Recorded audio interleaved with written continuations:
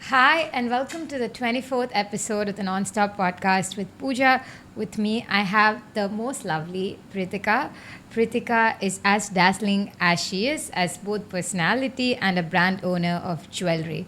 So, welcome to the podcast, Preethika. Thank you so much, Pooja. I'm really excited for the conversation ahead. Thank you once again for inviting me. We've never had a jeweler before, and especially a gemologist.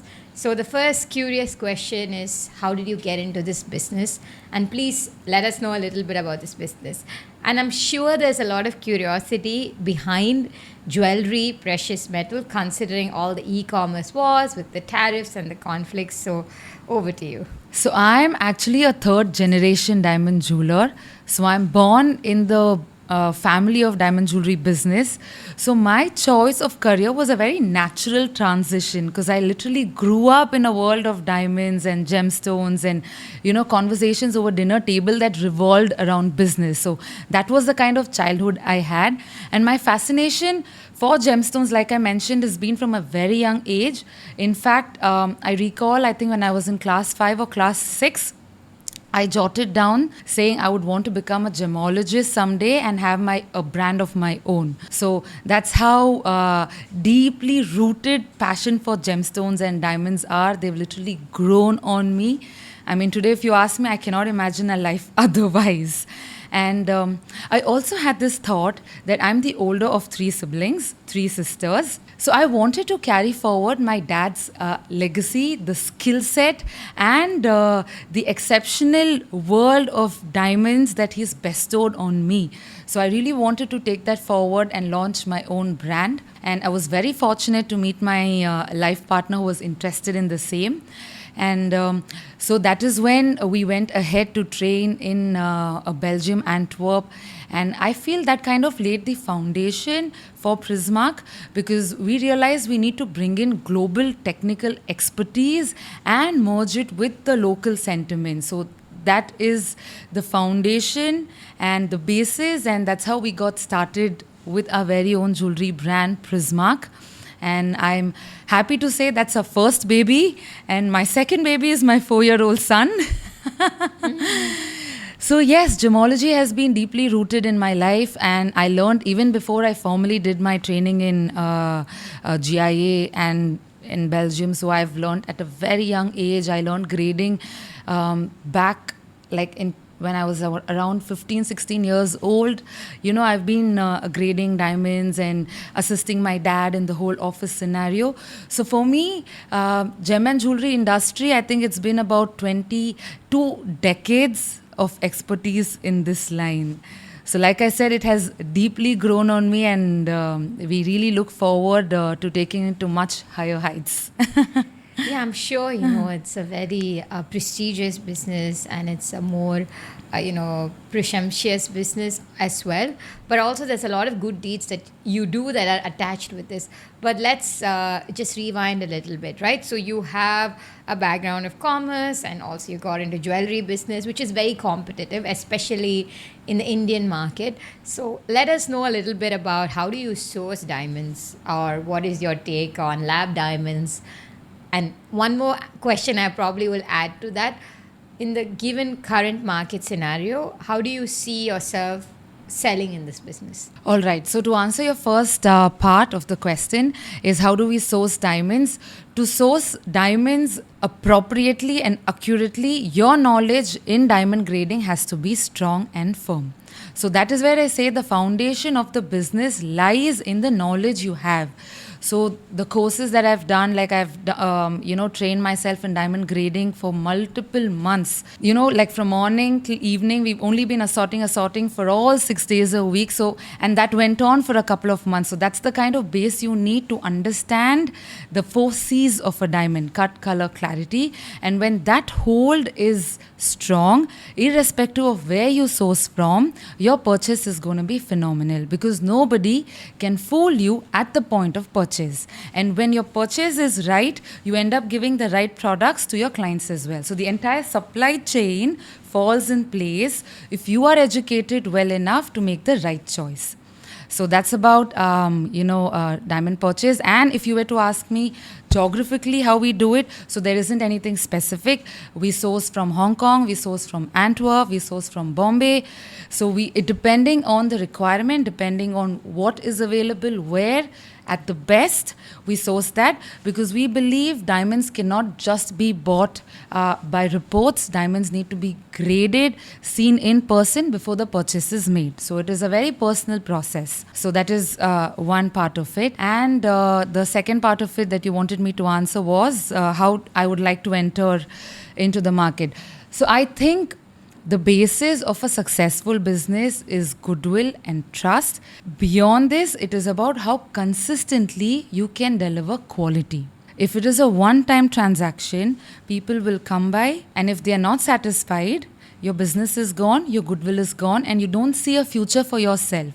But when you can consistently deliver that quality, no matter how much competition you have, your loyalty will not be shaken at all. This I'm saying purely out of experience. Even if the client has to pay, say, premium, but if they know they get the value for that premium, there is absolutely nothing that can shake you or budge you in this competitive world.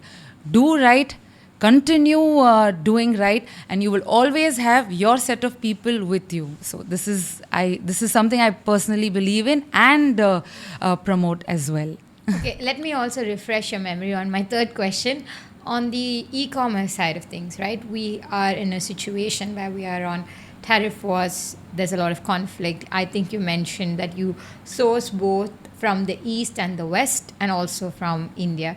So there should be certain kind of challenges that you face in terms of importing and exporting. So a little bit on that. Yes, so this is a challenge being part of the jewelry industry, where you have to adapt yourself to changing scenarios.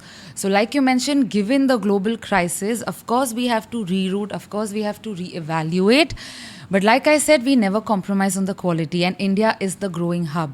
So we don't necessarily have to depend outside, to procure the best. We already have the best.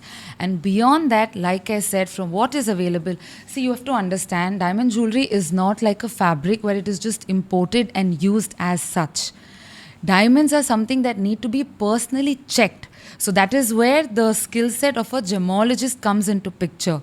So no matter what you give it to me on the table, from where it has been sourced, unless it doesn't qualify into my grading sheet, we never accept it. And like I mentioned already, India is self-sufficient by itself. So, despite these crises, when it comes to the diamond front, I would like to say we don't really have that kind of pressure or crisis per se, So diamond front that way has been pretty easy.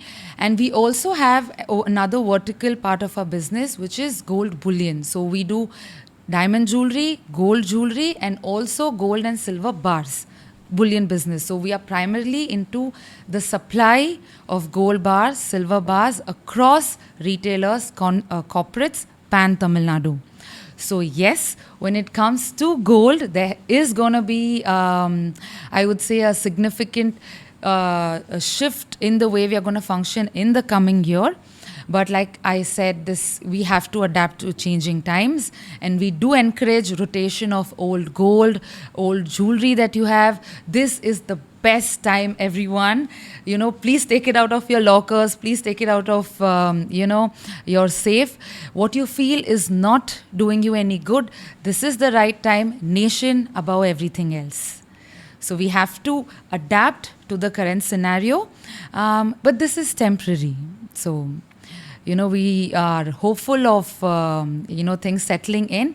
And like I said, jewelry is not something that can be stopped in the Indian market. The demand for it is more than just a commodity. It is an emotion. So on that front, we have to make minor adjustments to adapt to the changing times. But otherwise, I wouldn't call it like a concern per se. Okay, I'm going to catch you on your words and take you back a little bit. I think I'm circling back on the e-commerce part a little bit, right? So not just e-commerce, just the financial sense of it. So you also said that you request people to bring out the gold that's lying in their lockers or in their safes to put it out, because of course we are in a sort of economic crisis, to say the least, a recession due to the ongoing political scenarios in the world.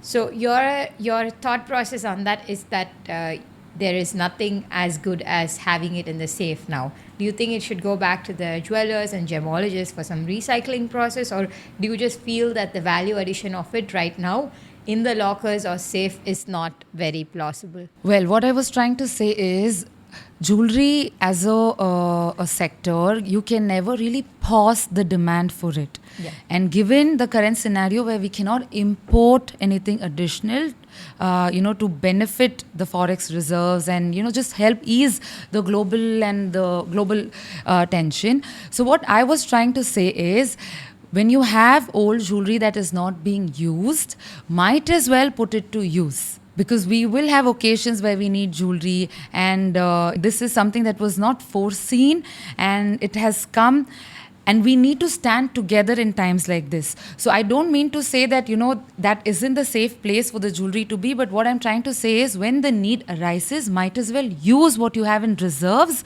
instead of, pumping in additionally from outside. Okay, very nice.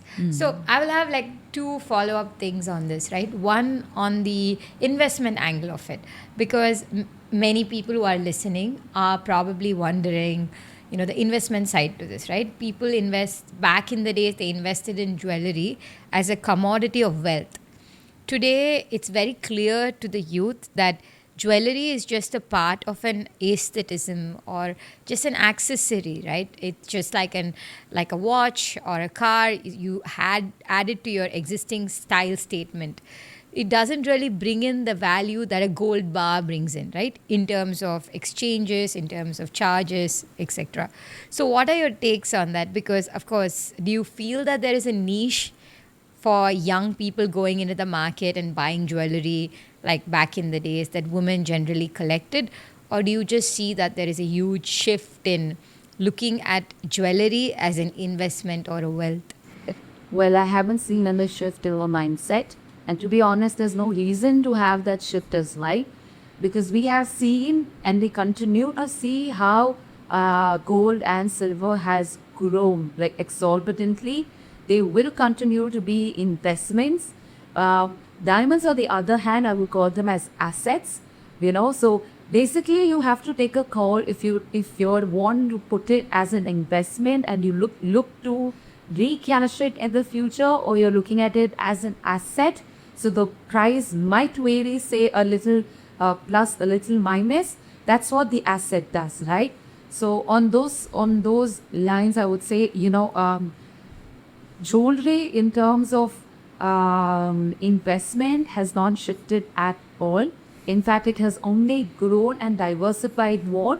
And you will see the younger generation, the next generation, also coming in to pump in money, because see, how much only would you lock in your goals, and for how much long only would you do that? So what we say is, when you don't have an immediate need for jewelry, buy gold, buy silver, and let that appreciate. And when you want to buy the jewelry, say there's a wedding in the family and you've been collecting gold for past couple of years, then that is the time for you to liquidate it and convert it into the jewelry. All right. So there is no right or wrong about it. It's just about how well you can plan it.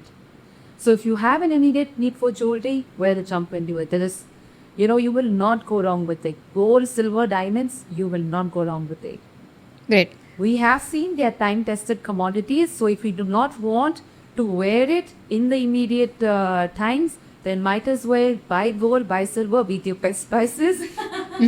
Like they mentioned, we are wholesale, right? Yeah. So then we have copper prices on gold and silver. And when you have the need for jewelry, convert it into. Yeah.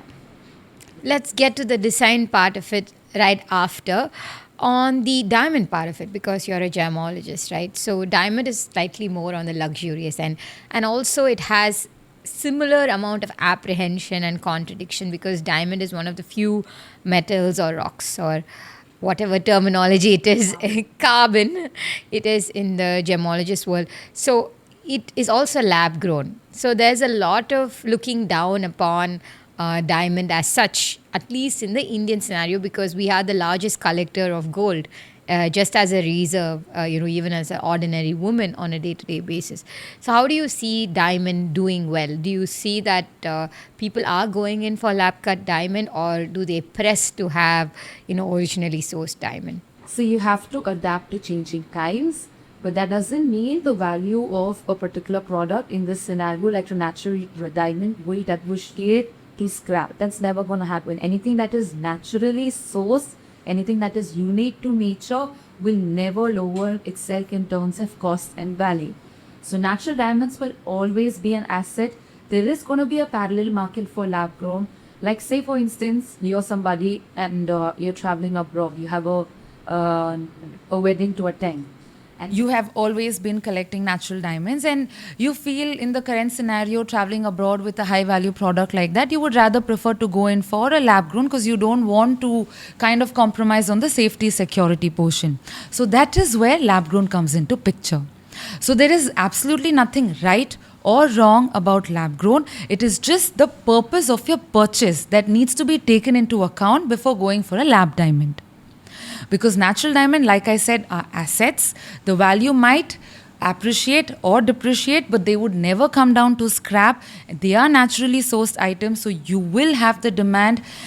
And that is something which is more of an emotional buy. So when you're buying it for your personal purpose, when you're buying it for your family, for a wedding, you would never want to consider something alternate to it. Let's put it that way. So natural diamonds as such do have a parallel requirement. On the other hand, if you look at lab, like I said, if you are clear with the purpose that you're not looking at it in terms of appreciation, it is more of a fashion wear, like how you buy luxury bags. You want to indulge in the moment, enjoy, the product. It could be because of safety, because you're traveling, because you're studying abroad, because you're attending a destination wedding outside, or simply because you don't want it to be too flashy, or it could just be because you want to enjoy rather than spending, say 10 times more for the I'll same. hold your thought on it and ask you to, conclude also your ideologies on this. What's the difference in pricing between, say, lab-grown diamond versus an actual diamond on percentage? That I can never give a fixed percentage because depending on the size and depending on the cut color clarity again, which is also there in lab, the price will change. But probably just to give an example, like the current prices, because we are doing live, 1 carat lab grown would say be somewhere around 30,000, and for the same 1 carat lab, if you were to buy a natural, it would come somewhere around 5 lakhs to 6 lakhs. Okay. So this will again vary depending on the size and depending on the certification, etc. But that's the kind of price difference you see. So what we have done is, in the past year, we've also set up a separate factory for lab grown. So we have around 4 factories where natural diamond jewelry is manufactured, and a separate factory where lab grown diamond is manufactured as well. Because we have a lot of people, like I mentioned, who come to us who picked up a 3 carat natural diamond earring, but they do not want to wear that when they're traveling abroad. So they ask us to do an alternate pair just for travel. So it's basically the exact solitaire earring for them in lab grown. Similarly, we've even custom made solitaire neck pieces, exactly same what we've done for them in natural, in lab as well. So like I said, your purpose of purchase in lab is essential. You can always reset a lab-grown jewelry, reuse a lab-grown jewelry, but not resell a lab-grown jewelry because it is eventually man-made, lab-manufactured. So you do not expect the prices of it to appreciate, which is not the case with natural. So the question again comes back to you. What is your purpose of purchase? Are you looking at investment? Are you looking at growth? Are you looking at, say, an alternate option for just safety concern or just to splurge in and enjoy? So we are very honest that way. So this is how, Vipul and I, my husband, so we build the foundation of the business. So even when a client walks in, the first thing that we do is educate the client. Yeah. Because irrespective of whether we do the business or not, you need to be aware of your purchase. Yeah. irrespective of who you buy jewelry from, if you are updated, if you are knowledgeable, nobody can guide you wrong. On that note, Ah. we have to also jump into your other, of course, you have such wonderful non-profit and you're doing a lot of good deeds to the society. But I would also conclude asking very two quick questions on your business front, because it's absolutely interesting. As for me as a lawyer, and just generally interested in the business. I'm somebody who likes very simple jewelry, for example. But I know my mom's a hoarder of jewelry, correct? Like most moms are, right? And in the society, and maybe it's because they thought that this is going to accumulate in wealth, etc. But there's also a significant shift to the business today. I can see even when I come back, there's a lot of boutique stores, even by bigger establishments, known jewelers in the market, where they're having a subset or sequel of the business, where they're more on the lesser carat for gold. They make it more affordable or more designer wear, a lab grown scenario. Do you think this this quick design, like we say fast fashion, right? A lot of it is fast fashion and it's constantly evolving, and so is jewelry. I understand in jewelry we keep using the term timeless and timeless, but very rarely are things very timeless today, especially with design. So do you see that the lesser carat on the gold and the silver and the lab grown diamonds are picking a market in itself for just more like fast fashion or design? Yes. And how do you compete with, the bigger conglomerates or the ones that have been around for a longer time? So I'll tell you, there is no competition in it. Especially with Prismarc, we are manufacturers. Yeah. So we customize what you require. Yeah. So if you want me to make something in 14 karat, 18 karat, 22 karat, you want to make in DEF IF, you want me to customize in DEF VVS, you want a big bridal jewelry, or you want simple everyday lightweight jewelry. So like I said, we are manufacturers. In fact, our USP is customization. So any client who walks in, what they prefer. So it's your design, your style, your price. And we will ensure we get it done in the best way possible. So this is one part of it. The second part, like you mentioned, so, for us, there is no competition in terms of it. But when I look at the changing requirements that has been coming by, like to us in the past years, yes, with the rising gold prices, with the, the changing design palette of the younger generation, there has been a substantial shift in the way the jewelry was asked for before versus what people are asking for right now. So I would say there are a lot more people looking for lightweight jewelry, a lot more people looking for more conventional, bracelets and conventional workwear, light, casual wear. And even for wedding, what we suggested, instead of locking in to a big bridal piece, which you are not going to wear it again apart from your family weddings, we've now introduced something like multi-wear versatile pieces. So the same choker is actually made wearable in multiple ways, in smaller ways. So this way you also get to optimize on your jewelry and your need with the changing societal times, your events, you have shows, you have a lot of societal activity that happens that doesn't require you to wear heavy jewelry. And you need a lot more jewelry. Like I said, India is never going to stop buying. India is never going to have a break on the jewelry front. We only evolve in terms of design, evolve in terms of purchase, and with the evolving requirement of global crisis, rise in the prices, the financials of the family, the need has shifted. Maybe not entirely, but you see the change in now. People are, see, there was a time when people are very keen on only having 22 karat jewelry. Now people are okay with 14 karat jewelry as well. So basically there is no difference or lower quality in 14 or 22. It's just the proportion of gold is lower in 14 karat and the proportion of gold is higher in 22 karat. Apart from that, there is significantly nothing that lowers the quality in both. They are absolutely the same. It's just that this proportion in 22 karat gold, you have 91% gold.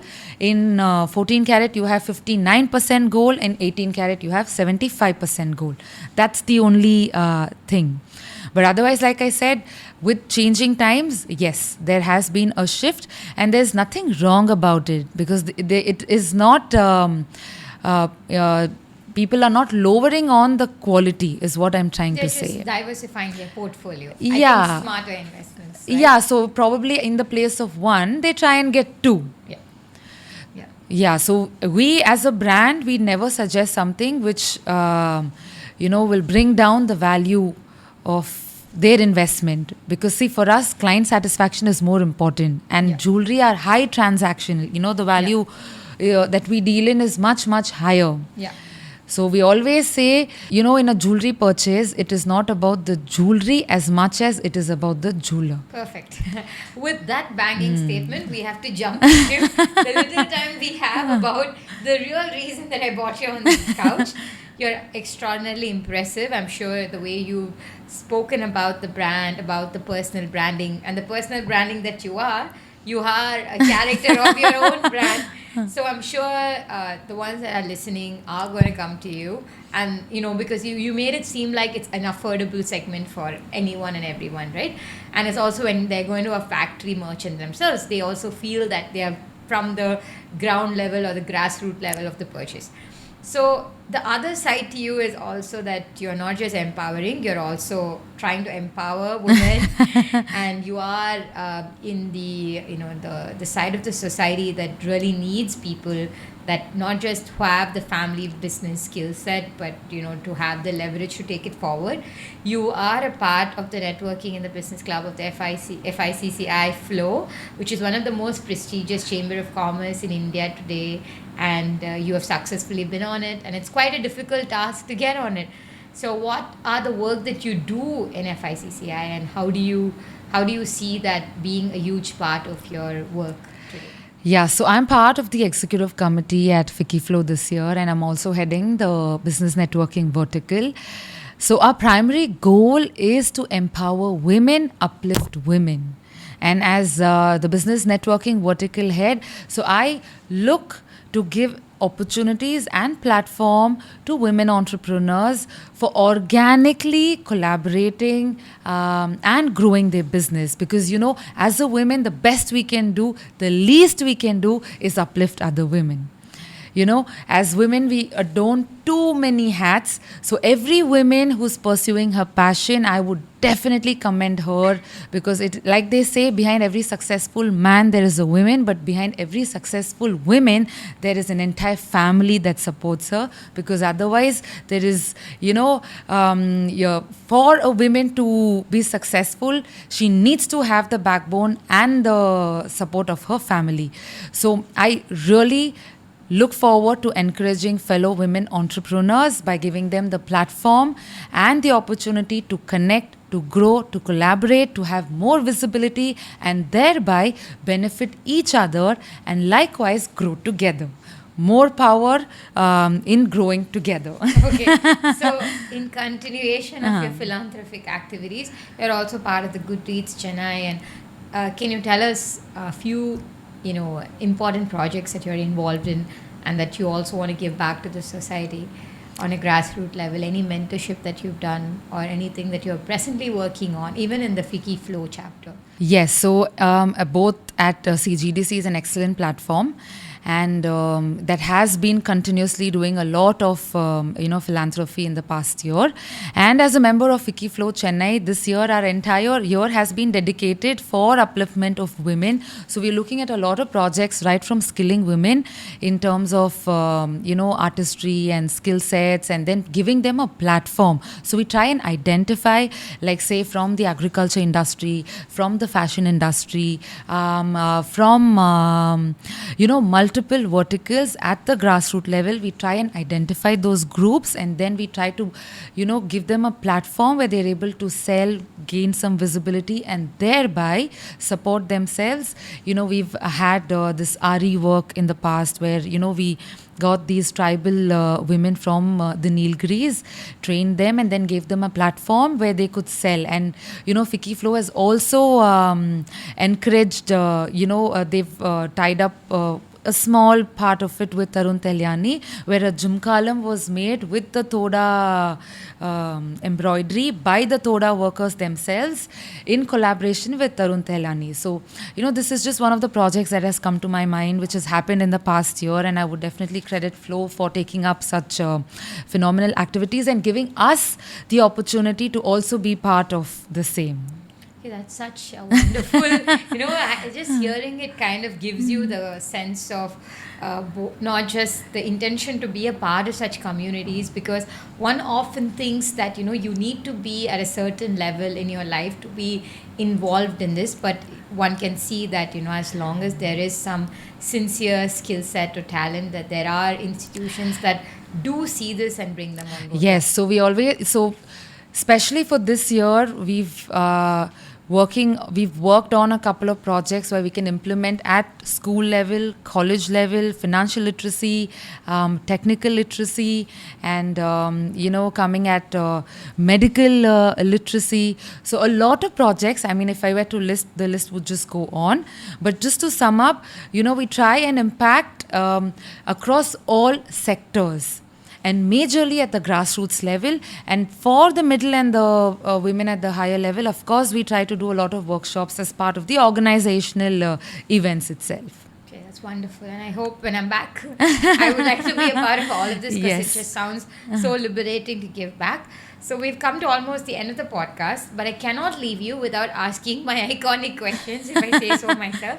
So I always end the podcast by asking the guests, what is the book that changed their life, and what is that one movie that they would recommend from their personal expertise, right? Because it's always nice when people pick up such things. Yeah. You will have a very fun answer for this. Least expected, let me tell you. Because for me, it's not been a book or a movie as much as that one session that I attended with Indra Nui at Fiki Flow about 8 years ago, if I'm not wrong. So that has been a game changer in my mindset as a women entrepreneur. So she said, a women entrepreneur can never really have the perfect work-life balance. You need to bust that myth. It is just not possible for you to be saying that, yes, I have struck the right balance between my professional life and personal life. Rather, we need to look at it as something that goes by priority on a day-to-day basis. So you take life as it comes. There are certain days where you prioritize work, certain days where you prioritize home, certain days where you prioritize your society. So you just need to find the tuning and adaptability between these scenarios. So never try to have that feeling, oh my God, this is something that I would like to share with the rest of the, my fellow women entrepreneurs as well. Never have the guilt. As a woman, you're already doing so much as a daughter, daughter-in-law, wife, sister, mother, and, trying to balance several roles and being a full-time entrepreneur, as well as being sensitive to the needs of a home. You are trying to put in 100% of yourself, but it is not possible to put in equally every single day. So there are days when you give 100 to one particular segment and 100 to another particular segment on another day. So you just have to take life as it comes by, and never limit your dreams. Always aim for the sky, and with the help of your family, with the help of your personal hard work, resilience. And another thing that I strongly feel is you should always build a strong foundation in the area you want to pursue. That is my mantra for success to every other woman who's looking to grow her business. You can learn everything, but you learn that in your field, and that will take you at a much higher pace to a much higher level of success. Yes. That's wonderful, and that's a banging note to end at. I think I have sincerely enjoyed this conversation. Thank you. We went all the way from luxury to learning about gemology to all the wonderful philanthropic non-profit work that you do. I think you're a one-size package. You're all the 4 C's that you mentioned. So thank you very much for coming on my podcast. It's been an absolute pleasure knowing you, and thank you very much, Preethika, and I wish you nothing but good health and success. Thank you so much, Pooja. I thoroughly enjoyed the conversation. Like so many things I've been waiting to share. So you're doing a great work by bringing we women into the light. And I must share what a phenomenal woman you are. You phrased the questions so beautifully that I feel I was able to, put myself out there. And thank you once again. My pleasure.